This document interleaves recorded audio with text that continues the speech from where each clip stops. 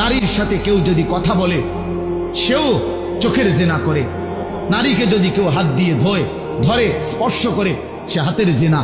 কথা বললে জবানের জেনা, কানে শুনলে তার কথা ভিন নারীর আওয়াজ অথবা তার ভালোবাসার বিশ্রী কথাবার্তা, অবৈধ কথা, তো এটা কানের জেনা। তার সাথে পায়ে হেঁটে এগিয়ে গেলে পায়ের জেনা। অন্তর দিয়ে কল্পনা করলে নারীকে নিয়ে অন্তরের জেনা। আর লজ্জাস্থান দিয়ে জেনা করলে সেটাও জেনা। আল্লাহ কসম নবী বলছে সবটাই জেনা। চোখেরটাও জেনা, হাতেরটাও জেনা, পায়েরটাও জেনা, দিলেরটাও জিনা, মুখেরটাও জিনা, শব্দটাও আবার লজ্জাস্থানেরটাও জিনা।